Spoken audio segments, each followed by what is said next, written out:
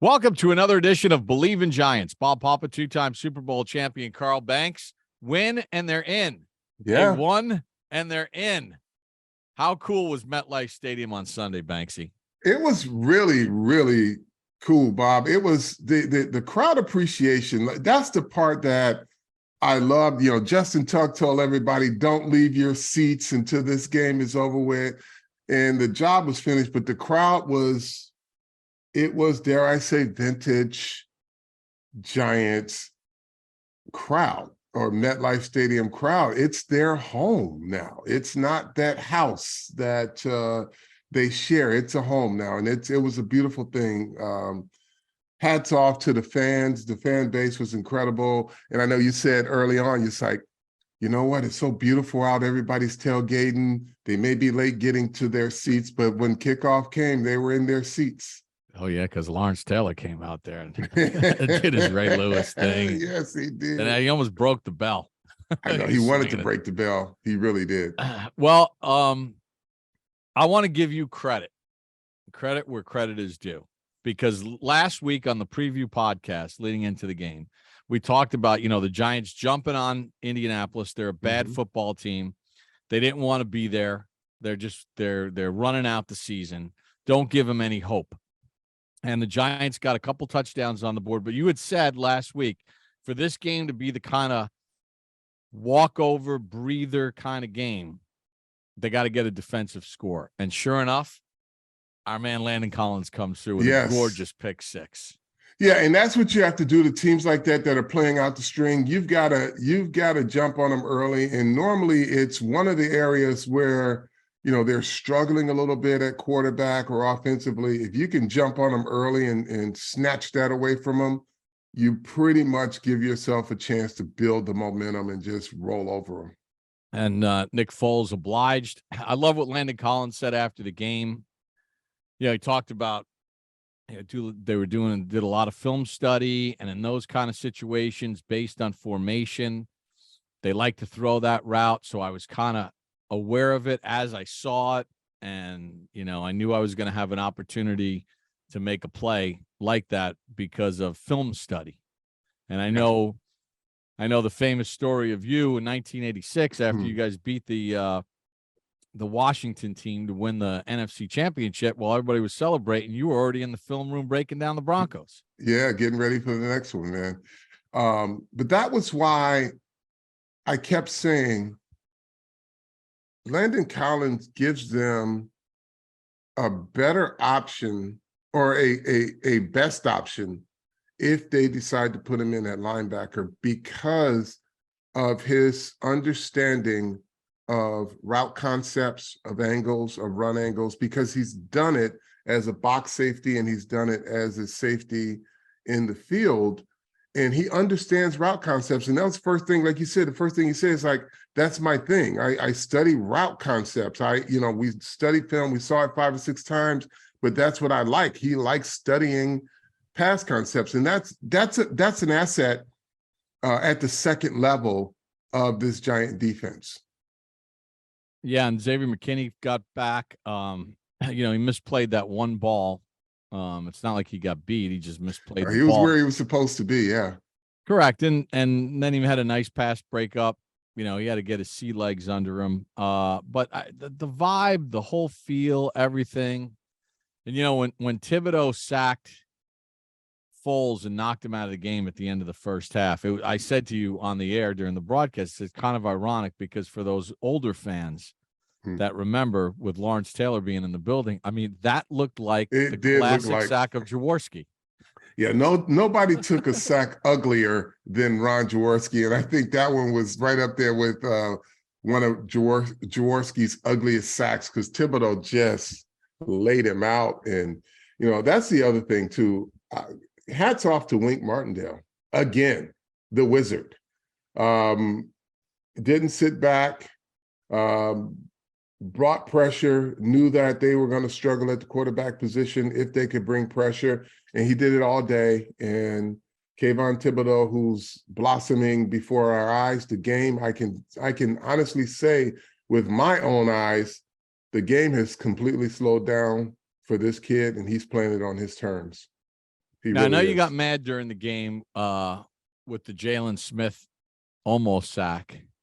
I mean, he thought that Foles had gotten rid of the ball, and guys are so nervous now about Yeah. getting penalties that he saw Foles' arm and he thought the ball was out, so he kind of laid off him.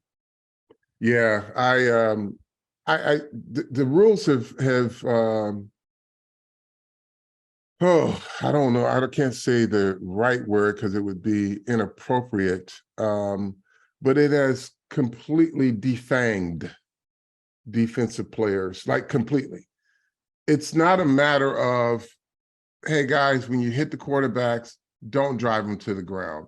It's now they're calling it, if you hit them and you hit them too hard, they're like, well, you hurt his feelings, so we got to call a penalty on you. So defensive players, look, if you're going to hit them, my advice, just hit them and don't worry about the consequences later, because it makes no sense for what happened with Jalen Smith, other than the fact that he was afraid he was going to get a penalty. Like, you're right in the quarterback's face, and you pull off because, well, if he threw the ball, I'm going to get called for a late penalty. Well, no, you weren't going to get called for it in regular football because you were there right as the quarterback was throwing the ball under normal circumstances. But when you follow through with a play like that, today's NFL, they flag you for it. You know, they're going to the playoffs. They've won 9 games. If they win on Sunday against Philadelphia, they could potentially get to 10 wins, which would be unbelievable. But, I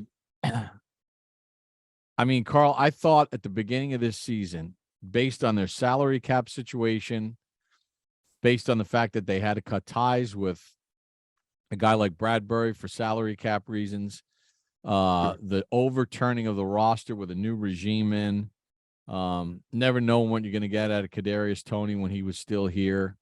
I said, you know, if they could win 7 games or maybe even 8 games and just be in the conversation as a wild card team potentially, as we got through Thanksgiving and headed into December, I said, and you know, if they came up short, as long as we could see progress. Yeah. I'm surprised, you know, with the way this whole thing has turned out, and pleasantly surprised that they're actually going to the playoffs and they already have 9 wins in the bank. And the way that they've played is just it has been such a joy for Giants fans. I mean, I think it went past a lot of people's expectations, but evidently, internally, their expectations were always that this was a possibility, which is pretty cool.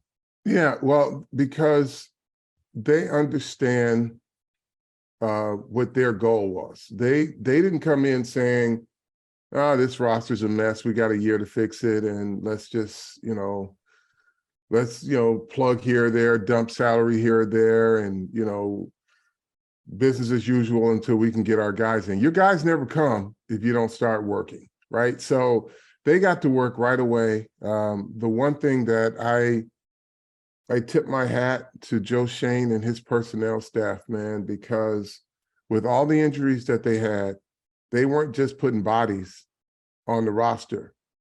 They were giving Brian Daboll and Wink Martindale players that they needed to help. Now, they weren't the players they were losing, but they were pulling guys off the scrap heap that could actually produce for this system, the type of players, both physically and mentally, that they needed in this organization. And that's why I think in large part they are where they are, because every team suffers injuries, right? There's always, you got to back up here. And we've talked about the receiving core. We've talked about the defensive backfield. We've even talked about the offensive line. But you know what?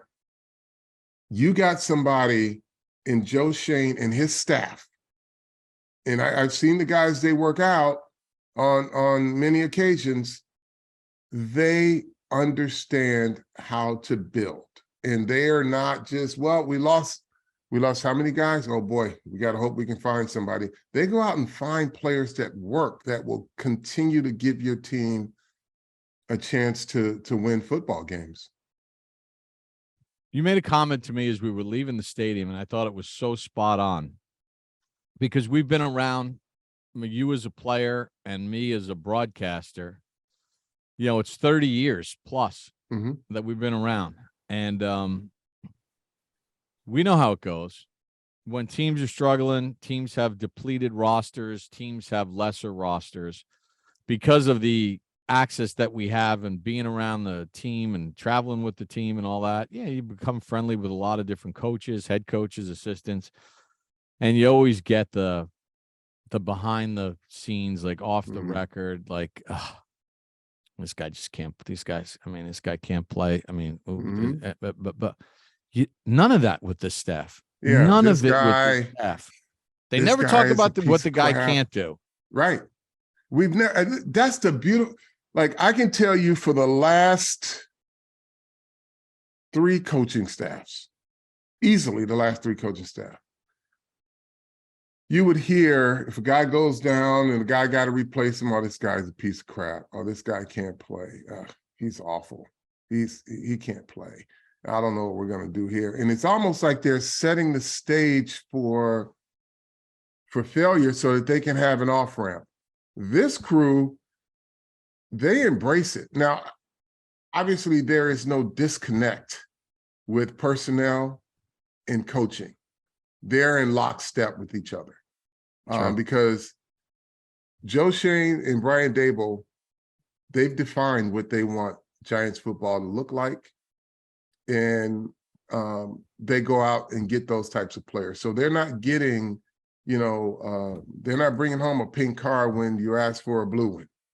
No, we're not going to repaint this. Go find me a blue one, and I'll work with the blue, no matter what condition it's in. But I don't need a pink.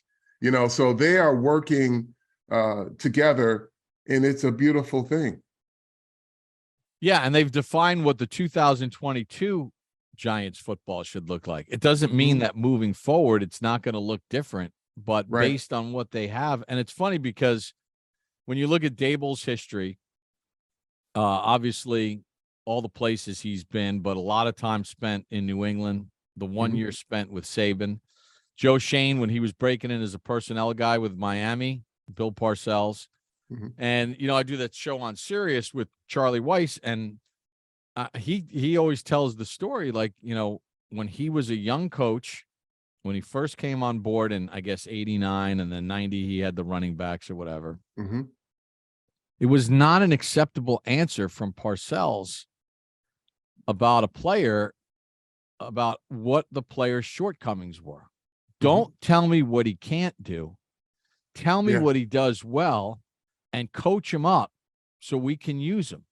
And I feel like that mentality that Bill Parcells talked about in the late 80s, and I'm sure before that, has permeated into this staff and this regime and this front office and this, where they're finding guys that fit to what they're doing right now and then do it, and let's use them to the best of their ability. Case in point, we talked about this after a game with the coach, and we were talking about the defensive backfield, right? In Washington, actually. And I think we made the comment, well, you don't have the best group out there. He says, coach says something to the effect, we got guys out there who know what the hell to do. We know they know what to do, and they're going to be where they're supposed to be when they're supposed to be there.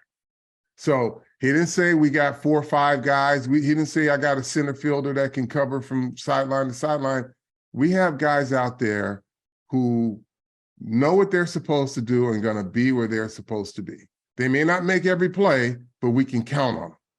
And that's this year's New York Giants. Yeah, and it's the reason why they've been able to accomplish what they've accomplished, because of that mindset coming in. We got to talk a little bit about Daniel Jones here, because you and I have been big Daniel Jones supporters coming into this season, and I could never get out of my head his rookie season, and I know he had all the fumbles, but he also threw 24 touchdowns with 12 interceptions that year. Sure. He had a bunch of games where he had 3 or more touchdown passes and no interceptions. It was the fumbling that was the issue. And then the never-ending carousel of coaching staffs and offensive coordinators. And to see him have his name chanted in MetLife Stadium Beautiful as thing. he's coming out of the game. And, the 5th-year option not getting picked up and all of that stuff. And you couldn't have felt happier for a guy, because he proved everybody that he can do it, and he's done it. Yeah, and I think he didn't have to do anything but be Daniel Jones. He was always confident in himself. He was never, I don't think he played this season with a chip on the shoulder, like, I'll show you. But I think just his demeanor and his confidence and just his ability was just great. Like his stable mindset, folks, is something that will benefit this organization going forward for a long time. And if it's not this one, it's somebody else is going to benefit from it. And I hope that he remains a Giant, because he is the steady type of leader that you need. You want the emotional roller coaster ups and downs, go get him. Baker's going to be out there. He'll have a chip on his shoulder walking through the door. But you got a guy in Daniel Jones who's been steady. He's been a rock. Like, and you read stories that, and we knew that they were doing some things in training camp that were set up to create adversity for the quarterback, meaning, defense knowing the plays and seeing how he would react to certain things like that. They were creating those scenarios. He wasn't flappable. Like, he was unflapped. He just continued to work through it. And if a play didn't work, you know what he did? He went over and talked to his coach and said, let's talk about this. How is this not working? And what should I be doing in this situation? Didn't melt down, didn't scream. That's the type of leadership you need. And we know that he's capable of 24 touchdowns, right? But you said something earlier in this pod. This is who they have to be this year. This is who they have to be this year. So for the people who says, well, he's only got 12, 14 touchdowns, and this is what he has to be. You know what was more important than his touchdowns? The turnovers, the lack of interceptions. He's among the top 5 quarterbacks in least amount of turnovers, is it? Yeah, and going into the game yesterday, they were tied for the fewest giveaways in the NFL with 15. Now, they had one, Slayton's fumble. Sure. But I still think they're near the top of the class as far as not turning the ball over. Right. And as a quarterback, he's in the top 5 of not turning the ball over. So that's what he has to be this year.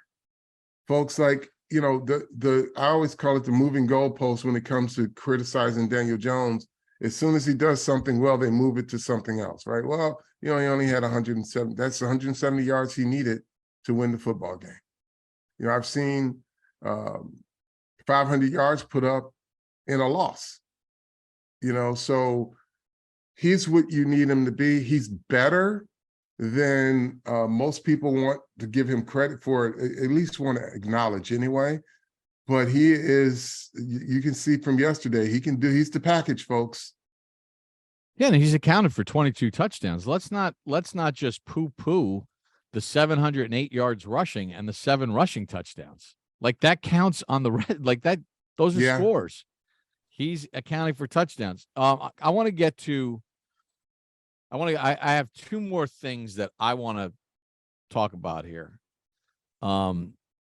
First of all, again, we saw in week 1 when Daniel Jones threw that horrible interception in Tennessee in the red zone, Daboll got in his face, right then and there. He didn't. Dave showed us the kind of coach he was going to be. And they went through that thing. Yesterday, first possession of the third quarter, last thing you want to do is give a team that's downtrodden any kind of hope. And Darius Slayton's fighting for extra yards, and he fumbles. Giants lose the ball. Slayton goes to the sideline. You can see it on TV. Daboll's like, in his face, and he's pissed, rightfully so. But then he went back to him after the pissed off part. And then he went back to him and he talked to him under a more calm scenario. Almost like at that point, it was almost like he was encouraging him, like, hey, listen, man, I'm going to need you. Don't be in like that kind of thing. I think that is so refreshing. And I think that kind of crystallizes why this team has become such a good team and they trust their coaching staff, is because of moments like that. Yeah, Bob, they connect. This coach connects. Like I said, it's the same, virtually the same personnel, different staff, and you're getting a different type of player connection. And that's a credit to the work that Coach Daboll has done and the trust that he's gained from his players. The other thing I want to get, don't have to go out. I'm just saying, let me say this. Think about this. Last year versus this year, and no disrespect, you don't hear players going out of their way to heap praise on this coach. Every press conference last year, it was, coach this, coach that. We believe in Coach 1-5. This one, what's apparent doesn't need to be said. Like, you ask a guy about his coach, they'll tell you. But this year is, I haven't heard a guy go to, like, 5 guys in a row go to the podium and have to defend their coach, or defend whether or not the coach has lost the locker room or the coach has lost a player. It's all for one and one for all. They're in, with each other. They're in it together. The other thing that is a foremost thought in my mind is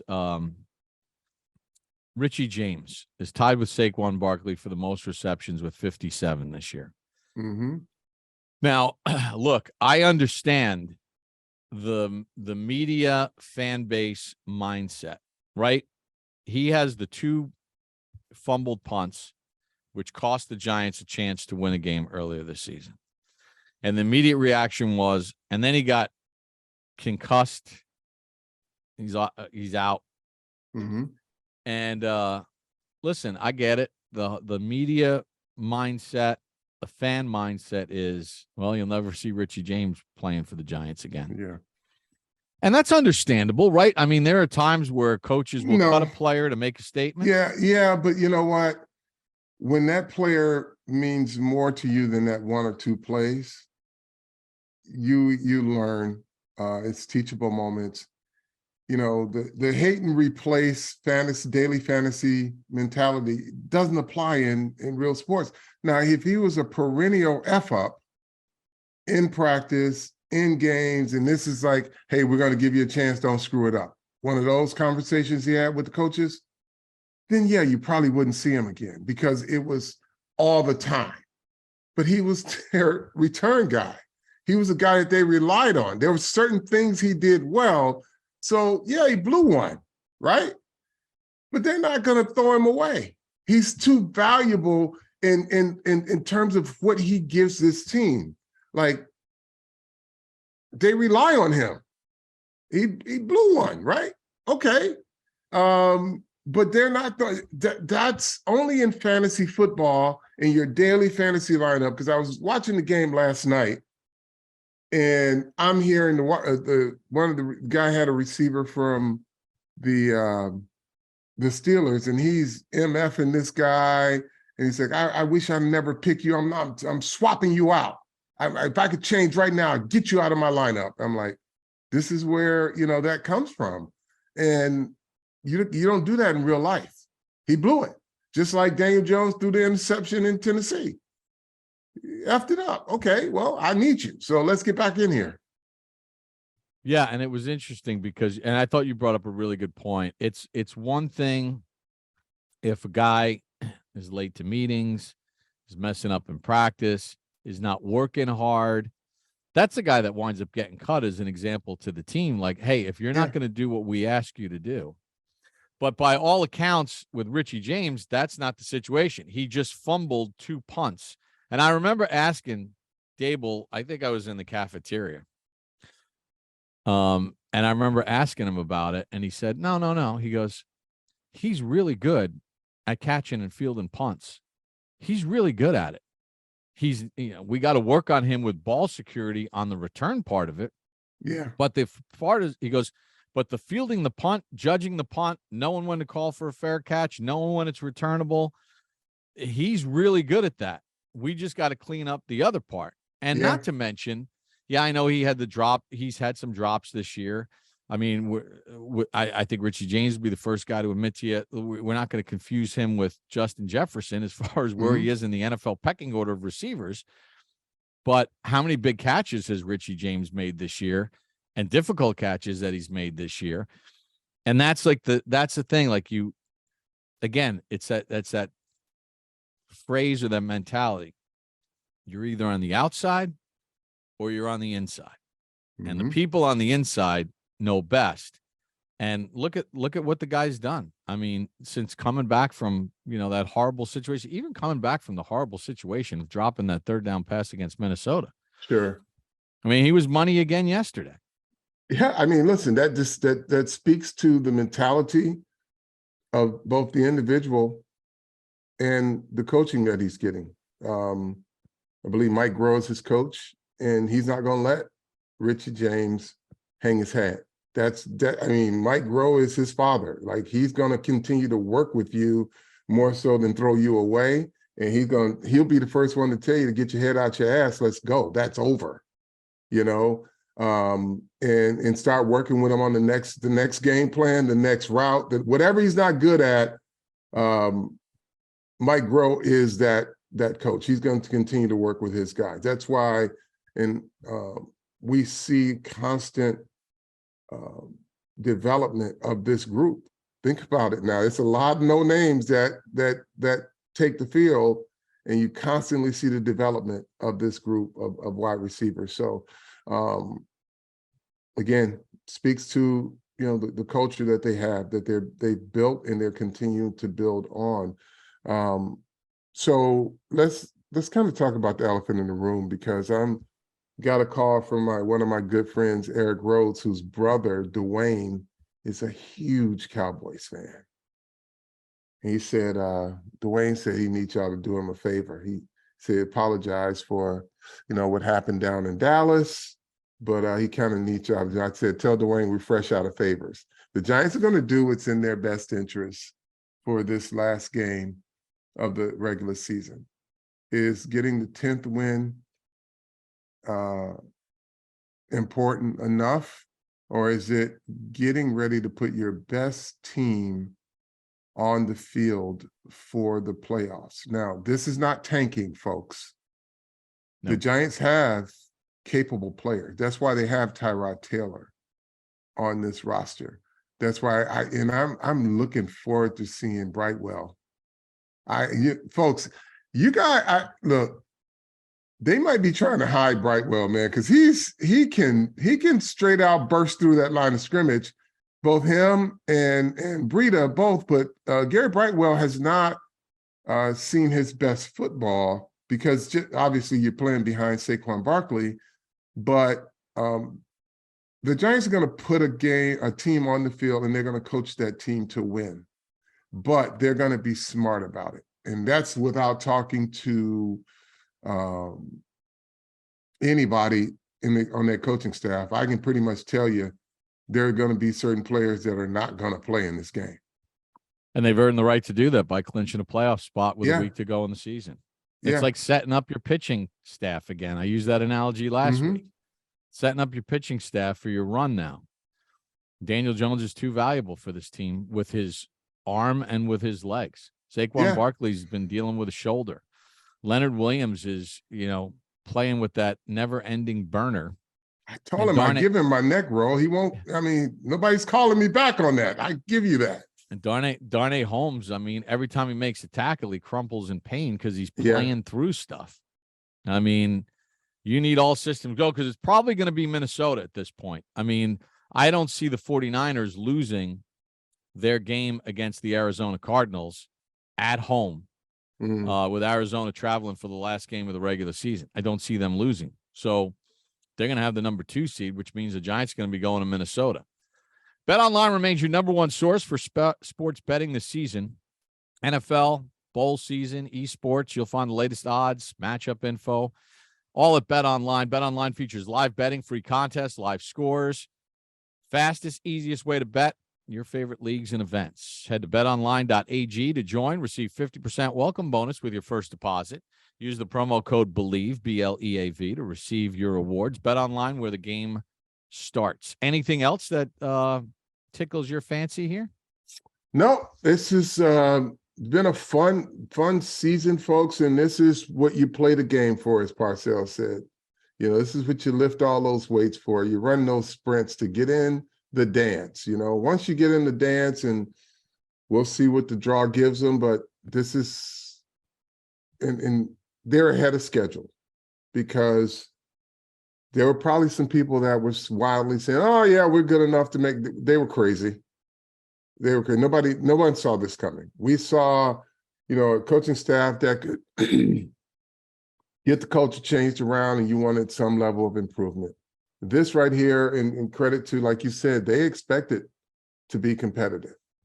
And they brought it in, and they're ahead of schedule. And embrace it, embrace your quarterback. And from what I saw in that stadium all game long, they've embraced it. They've embraced this team. They've made MetLife a home, not just a house. It's no longer Airbnb, and hats off, because it's been a team effort, both players and fans. This has been an incredible season, and one that you should continue. Get behind them in the playoffs. This is going to be a fun deal, because they're going to be prepared.